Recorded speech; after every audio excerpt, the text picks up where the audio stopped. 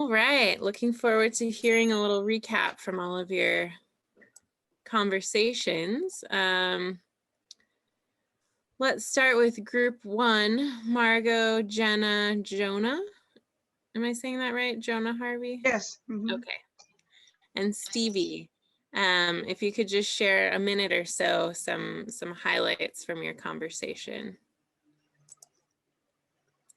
Who's going to be the reporter for your group?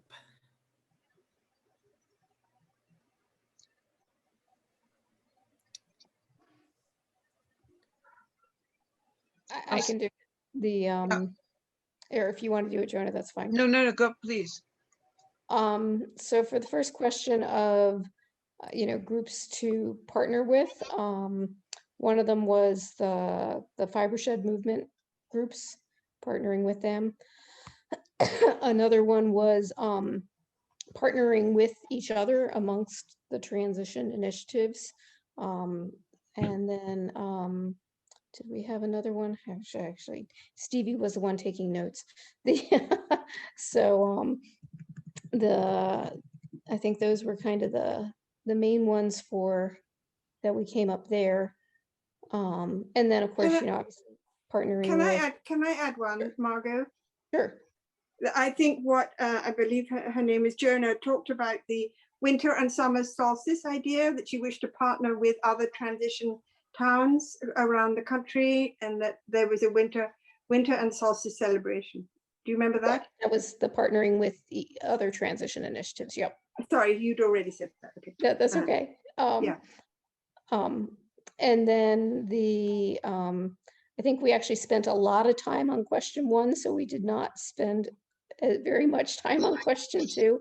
But one of the things that I had mentioned for question two in terms of successful partnerships, so I'm with Transition Howard County, and a couple years ago, we partnered with another local nonprofit, Community Ecology Institute, because we had a fiscal sponsor and we parted ways with them because our missions were diverging. And so we did not want to go down the path of becoming our own 501c3. So we found another 501c3 that had very similar mission. And one of the huge advantages of partnering with them is they have since, not too long after we joined them, they acquired a local farm. And it has been wonderful having an actual space and place for people to gather. Now, of course, then COVID happened. So, but now we're coming back around where we have this place where we can actually teach people hands-on sustainability types of concepts and bring people together in the community. And the other huge advantage is and actually we were just having this conversation, and which is why I was late to this meeting, is other groups in the county that are doing different nonprofit things that would be thinking about becoming a 501c3 are now actually approaching Community Ecology Institute to become sort of part of their umbrella. And so as opposed to having lots of little nonprofits that are all potentially competing for the same grant money, because at least in Howard County, the nonprofit space is incredibly political and territorial. But by everyone kind of starting going together, we can work much more collaboratively. And then that helps as far as getting the grants, as well as having more synergy and focusing more on actually doing the work as opposed to chasing the funds. Yeah, thank you. Great story. I know other groups are curious about fiscal sponsorship, so I'm glad you were able to share what you've done. Group two, that's Jess, Katie, and John. We have about 10 minutes left, so if you could try to give us a 1-minute update or so. I'm happy to do it. I took the notes. I just want to point out that I'm very proud of the fact there's 5 people on this call from EcoVista, and 3 of us were in our group. And so just brought up a lot of potential collaborators, particularly to find meaningful ways to connect with indigenous communities, food banks, schools, libraries, young people. And and municipalities and governments, credit unions, time banking operations, farms. And then Rua, in describing Charlotte, Vermont, pointed out there's a lot of local groups there to partner with, and that they have something, a larger umbrella called the Charlotte Community Partners, as a container for collaborations. And finally, we added that EcoVista is developing a proposal for a community plan in which we have identified the organizations we want to work with and reach out to. And so as a younger transition initiative, we're just starting to get our feet wet, but definitely understand we all agreed on the importance of doing this work to the best of our abilities. Peace back, or someone can add if they want.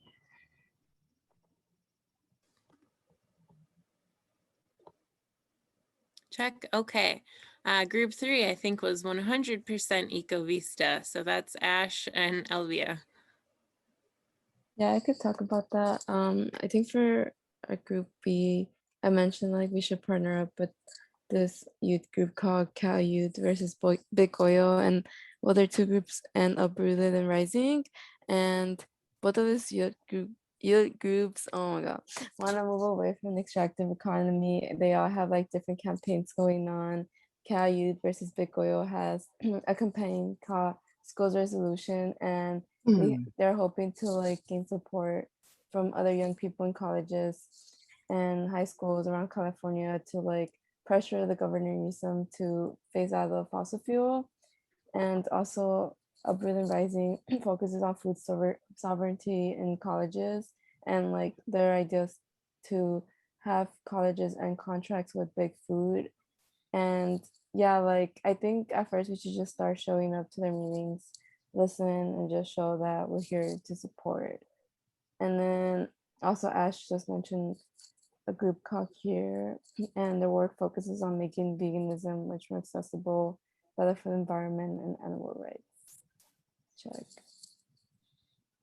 What was that group that Ash mentioned? Here, I think H Oh, okay. E-A-R. Okay. Mm-hmm. Great. Thank you. Group 4 is David, Bonnie, and Rita.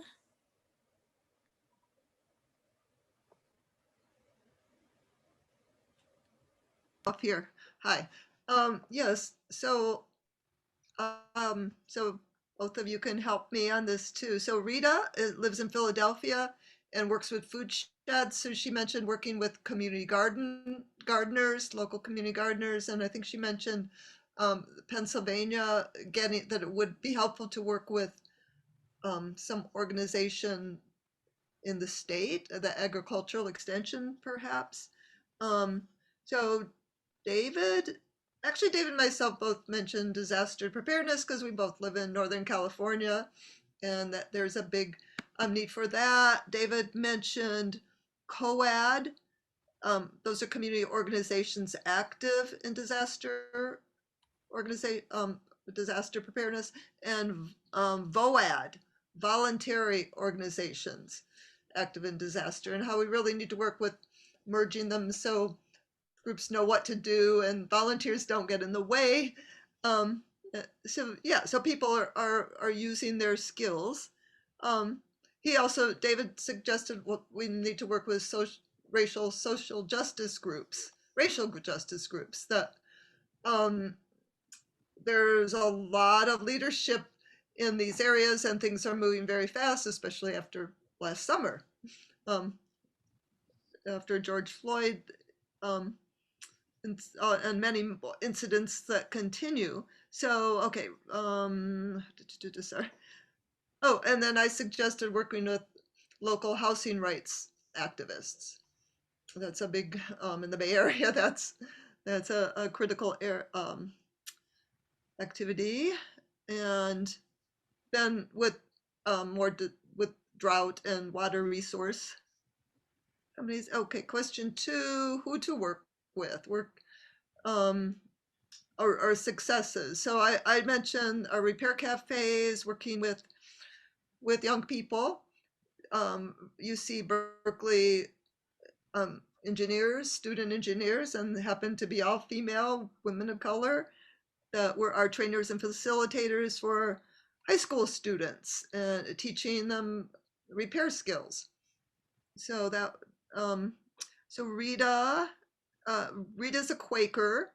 So, working on public banking efforts, working together with groups, and also on an effort to tax frackers, the frackers, and investing in sustainable energy instead. David encourages engaging with indigenous tribal leadership. And he mentioned that Transition Humboldt has pays a tax to the local wine. I can't remember the tribe. David Winot. They are the Wiyot. Wiyot. Sorry, with the Wiyot tribe. Yeah, and anything else I missed? Yeah, David or Rita. Okay, thank you. Thanks, Bonnie. And I'm glad you mentioned that piece around housing. That is so important everywhere, it would seem. And I just wanted to share a link to this project that Rob Hopkins has been working on for a long time with folks in Totnes. I think that they're having some major challenges right now, but it's a development for 100 homes, which is just pretty cool to see the scale that they're Marissa, on housing, I'm going to actually jump in and say I hope that folks will come to the session that Michelle Vassal and I are going to offer on an Indigenous-led community land trust in order to build affordable housing, and we are creating a request for proposal through the city of Eureka. Imagine an Indigenous-led two five-story apartment complexes using laminated mass timber, which would be carbon neutral, and to get housing completely off of the corporate commodity market, and have the land owned by the Wiyot tribe. So stay tuned. Jess, I did send you an email. I want to make sure that you got that material so that we can start to promote that. But I'm really excited about the relationship and the leadership of the local Wiyot tribe engaging with us. Great. Thank you, David. Wow. The link has been shared twice in the chat. I don't know if the link I shared had a registration link, because I don't know if I shared the right thing, Jess. Maybe you can just check on that. Okay, we're almost at time here, so let's go to the next group. We have 2 more groups left. Group 5 is Suzanne, Andrew, and Shari. So I can report back. As far as question 1, Andrew mentioned the co-ed and vo-ed groups that that Bonnie also talked about. Suzanne was talking about eat local food campaigns with various transition groups in the area and other non-transition groups. I noticed on Dawn's big map of groups that we collaborate with or don't, that Project Drawdown was one of those that we have no connection with. And I thought that would be a great collaborator, because they do a lot of strategic reduction of carbon emissions stuff.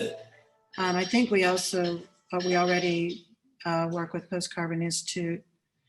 On the state level, we have Sustainable and then the Name of a Town.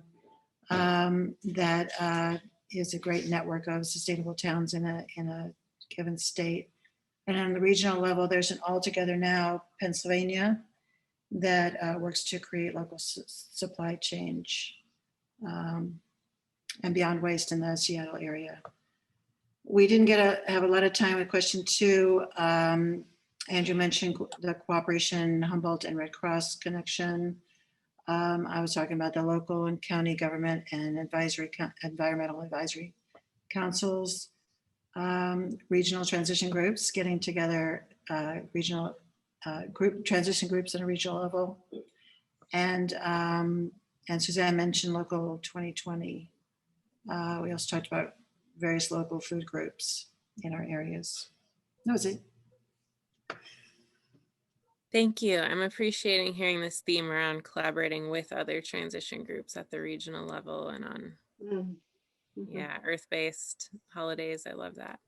Okay, last group is John Duvall, Howard Bailey, and William Much, and we're already over time. Right. Yeah, I'll make it quick. Yeah, it's William and Howard and myself. We didn't not really get down to a whole lot of specific groups, unfortunately, but we talked in some generalities. Local governments are very important, can sometimes offer events and a little bit of financing and connection to other neighborhood organizations. Churches, Howard mentioned churches, and one of the problems with churches is they're very good neighborhood for linking with people, but they're also attendance is going down. So that's a really important resource that's becoming less significant in some communities. We talked about the ability to grow food in urban areas and the tensions between food and agribusiness, and how important it is that Howard mentioned the Maslow's hierarchy of needs, talking about focusing on those really basic things like, water and food and housing and so on. And then we also talked about just in general, the importance of networking with all the stakeholders to achieve common goals, and how sometimes the polarization of our society into different teams of, around issues of race and gender and so on can sometimes be an obstacle to finding common ground. William and Howard, you want to add anything? Yeah, I'd like to add one thing. Sometimes I feel like we're on the Titanic talking about rearranging the menu. We have some really dire situations approaching us in the very near future, or we're already in it. And we have to not focus on the obvious things, the things that are being used to divide us. What's the word? Bifurcate. We have a lot of people with other agendas, and we're not dealing with some of the primary problems that we're going to have: water, food, etc. I was really impressed by your latest discussion about how California is starting to mobilize around key issues because of the need that some of the smarter people are saying, hey, we got to deal with this problem. Fires and lack of water, etc. So I think we're on the right track if we keep going. We can't lose focus and get off into superfluous things. All right, thank you. I'd like to wrap us up because we're a few minutes over, but I'm hearing an echo. If you can mute yourself if you're not speaking, so I can just give some closing words here. Yeah, really appreciate you all for participating in this series, and we do take your input seriously. We really value it and look forward to sharing our strategic plan with you during the Regenerative Community Summit, if not sooner. And again, next month, July 27th, we're going to have another national network call that is going to be focused on how local groups can interact with our Regenerative Community Summit in September and October to grow and strengthen your local transition movement. It's going to be a hybrid event. Our content is streaming virtually, but we are providing a guide and lots of ideas on how you can organize locally around those really inspiring talks and workshops and bioregional breakout open space. There will be inner resilience movement sessions and a lot of sessions to share the work that Transition US is doing, our programs. So it's going to be really good, and we'd love your support in getting the word out. And if you can, please join us next month for that conversation. Really wonderful to see you all. Thanks so much. Have a good night. And feel free to unmute and say goodbye. Bye. Thanks. Thank you. Bye. Buen días. Thank you so much. Everyone. It was great. Thanks, everyone. Thank you. Take care. See you later.